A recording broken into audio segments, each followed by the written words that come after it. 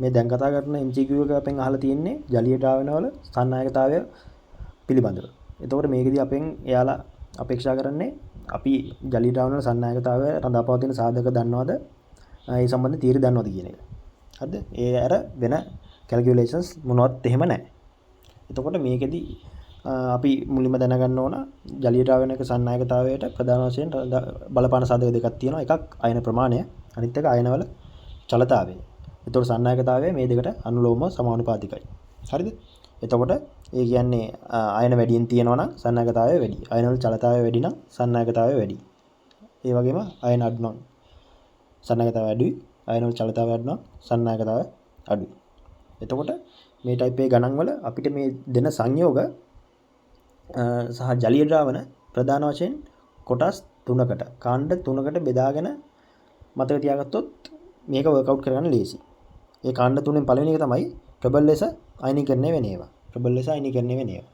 එතකොට ප්‍රබල ලෙස අයනීකරණය වෙන ඒවා කියන්නේ උදාහරණ විදියට ඔය ප්‍රබල අම්ල වගේ ඒවා සහ ඔය ප්‍රබල අයනික සංයෝග සෝඩියම් ක්ලෝරයිඩ් වගේ ඒවා.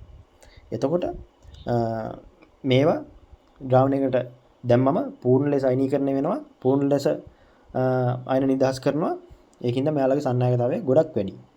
හරිද? එයාලා තමයි උඩින්ම ඉන්නේ. එතකොට සෙට් එක මේ තුන් දෙනා හිටියොත් මේ වගේ කට්ටිය හිටියොත් මෙයාලා තමයි උඩටම එන්නේ. එතකොට මේ තුන් දෙනෙක්ම වගේ හිටියොත් මෙයාලාගෙනුත් වෙන් කරගන්නේ කොහොමද කියලා ප්‍රශ්නයක් එන්න පුළුවන්. එතකොට ඒකට අපි සලකන්න ඕන අර අයන ප්‍රමාණය කියන එක දැන් ඉවරයිනේ. ඒකෙන් මේ තුන ගත්තනේ. අර අයන වල චලතාවය කියන සාධකය. එතකොට අයන වල චලතාවය කියන්නේ දැන් මේකේ අපි තව කොටස් දෙකකට බෙදාගමුකෝ. ප්‍රබල අම්ල දෙක එක පැත්තකට, සෝඩියම් ක්ලෝරයිඩ් තව පැත්තකට. අයනික සංයෝගය. ඒතර සෝඩියම් ක්ලෝරයිඩ් කියන්නේ එතකොට ඒ ද්‍රාවණය හැදෙන්නේ අයනික දැලිසක් බිඳිලා හැදෙන සංයෝග මේ අයන තමයි ඒකේ තියෙන්නේ. එතකොට සාපේක්ෂව අර ප්‍රබල අම්ල ද්‍රාවණයට සාපේක්ෂව මේකේ තියෙන අයනවල අර අන්තරාකර්ෂණ වැන්ඩවාල් බල පොඩි ඒ වගේව තියෙන්න පුළුවන්. සාපේක්ෂව තියෙනවා. අරවට සාපේක්ෂව. එතකොට ඒ වගේ අර චලතාවය අර ප්‍රබල අම්ල දිය වෙලා හැදෙන ද්‍රාවණයේ තියෙන අයන වල චලතාවයට සාපේක්ෂව අඩුයි. ටිකක් පොඩ්ඩක් බල තියෙනවා. ඒව අතර. පූර්ණ අයනීකරණය වුණාට. එතකොට එයාගේ සන්නායකතාවය අර ප්‍රබල අම්ල ද්‍රාවණ ජලීය ද්‍රාවණ වලට වඩා අඩුයි. ඒ කියන්නේ සෝඩියම් ක්ලෝරයිඩ්ගේ අර දෙන්නට වඩා අඩුයි. එතකොට අර දෙකෙන් කවුද බැලුවොත් ප්‍රබල අම්ල දෙකෙන් අපි සල්ෆියුරික් අම්ලය වතුර දිය කරොත් එක අණුවක් කැඩෙද්දී අයන තුනක් නිදහස් වෙනවා. හයිඩ්‍රජන් අයන දෙක සල්ෆේට් අයනයි. එතකොට ඒකම අනිත් පැත්ත හයිඩ්‍රොක්ලෝරික් අම්ලය දිය කරාම එක අණුවකින් නිදහස් වෙන්නේ අයන දෙකයි. හයිඩ්‍රජන් එකයි ක්ලෝරයිඩ් එකයි. එතකොට අර මේවා ගණන් වල අනිවාර්යෙන් දෙන වචනයක් තමයි සමාන සාන්ද්‍රණ සහිත කියලා. එතකොට සමාන සාන්ද්‍රණ සහිත හින්දා වැඩියෙන් අයන නිදහස් කරන එක්කෙනාගේ අර අයන ප්‍රමාණය කියන පාර්ට් එකට අනුව සන්නායකතාවය වැඩි. එතකොට මේ තුන ගත්තම ඔය තියෙන ඕඩර් එකට තමයි ඒ කියන්නේ වැඩිම සල්ෆියුරික් ඊළඟට හයිඩ්‍රොක්ලෝරික් අඩුම සෝඩියම් ක්ලෝරයිඩ් විදියට සන්නායකතාවය වෙනස් වෙනවා. හරිද? එතකොට මේ ඉන්නේ අර උඩම ඉන්න සෙට් එක, වැඩිම සෙට් එක. ඊට පස්සේ අපේ ඕඩර් එකේ ඉන්නේ දුබල ලෙස අයනීකරණය වෙන සංයෝග තමයි ඊළඟට එන්නේ. එතකොට මෙයාලා අර වතුර දිය කරාම පූර්ණ ලෙස කැඩලා සම්පූර්ණයෙන්ම අයන නිදහස් කරන්නේ නැහැ. සංයෝගයේ විදිහටත් ටිකක් ඉතුරු වෙනවා.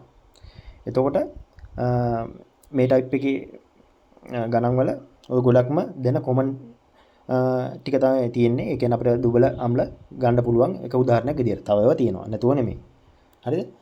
එතකොට මේ ටික ගත්තම මේක නම් ඕගනික් පාර්ට් එකකින්ද මම කියන්නේ නැහැ. මේ ටිකේ අර ආම්ලිකතාවය වෙනස් වෙන පිළිවෙල වල දන්නවා ඇති. එතකොට ඒ ආම්ලිකතාවය වෙනස් වෙන පිළිවෙලට ආම්ලිකතාවය වෙනස් වෙන්නේ අයන දෙන්න තියෙන නමුරුතාවය මතනේ. එතකොට ඒ විදිහට මේකෙත් වැඩිම සන්නායකතාවය වෙන්නේ පළවෙනි තියෙන ෆෝමික් අම්ලය, ඊළඟට ඇසිටික් අම්ලය, ඊළඟට බෙන්සොයික් අම්ලය, ඊළඟට අන්තිමට කාබනික් අම්ලය. ওই පිළිවෙල තමයි ඔය හතරෙත් සන්නායකතාවය වෙනස් වෙන්නේ. ඒ විදිහටම තමයි ආම්ලිකතාවයත් තියෙන්නේ. හරිද? ඊළඟට ගත්තම අන්තිමටම අපේ එන්නේ දුබල ලෙස අයනීකරණය වෙනවට පස්සේ අයනීකරණය නොවන ද්‍රාවණ. හරිද? එතකොට අයනීකරණය නොවන ඒවා කියන්නේ ඒ වගේ ෆ්‍රී අයන්ස්, ඒ කියන්නේ අයන නැහැ. අයන නැතරම්. ඒ කියන්නේ වතුර ගත්තොත් පියෝ වෝටර්, ඒ කියන්නේ සංශුද්ධ ජලය වගේ එකක් ගන්න පුළුවන් අපිට මේ කාණ්ඩෙට. හරිද? එතකොට ඒ වගේ අයන නැති හින්දා එයාගේ සන්නායකතාවය ගොඩක් අඩුයි.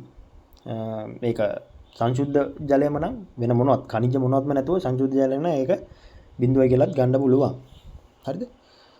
එතකොට අපි මේක ඕඩර් කරොත් අන්තිමට සමස්තයක් විදියට අපිට ගන්න පුළුවන් වැඩියෙන් වෙන්නේ අර ප්‍රබල ලෙස අයනීකරණය වෙන ඒවා. ඒ තුනෙන් අර මං කියපු විදියට ඕඩර් එක හදන්න පුළුවන්. ඊට පස්සේ එනවා දුබල ලෙස අයනීකරණය වෙන ඒවා ටික. ඒ ටිකෙත් අර මං කිව්ව විදියට ඕඩර් එක හදලා ওই විදියට ගන්න පුළුවන්. අන්තිමට ජලය, සංශුද්ධ ජලය ගන්න පුළුවන්.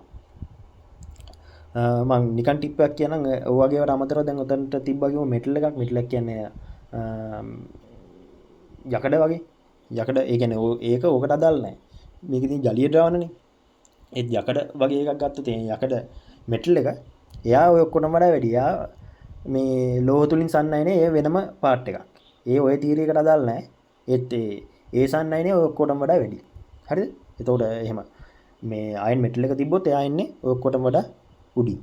ඒ වගේ මේ අනිත් පැත්තට ගන්නකො ෆෙරස් සල්ෆේට් වගේ ජලීය ද්‍රාවණයක්. તો ෆෙරස් සල්ෆේට් වගේ ජලීය ද්‍රාවණයක් ගත්තොත් ඒක වතුරේ දිය කරාට සෝඩියම් ක්ලෝරයිඩ් වගේ සම්පූර්ණයෙන් එහෙම ලේසින් කැඩලා අයන දෙන්නේ නැහැ. හරිද? ඒකින්ද එයාව අපිට දාන්න පුළුවන් ඔය ප්‍රබල ලෙස අයනීකරණය වෙන සෙට් එකට පස්සේ අර දුබල ඒවට වඩා වැඩියෙන්. ඒවා සාමාන්‍යයෙන් කොමන් නැහැ. ඒ වගේ ඒවා මේ කොමන්ලි එන ටික තමයි මම මේ දාලා තියෙන්නේ.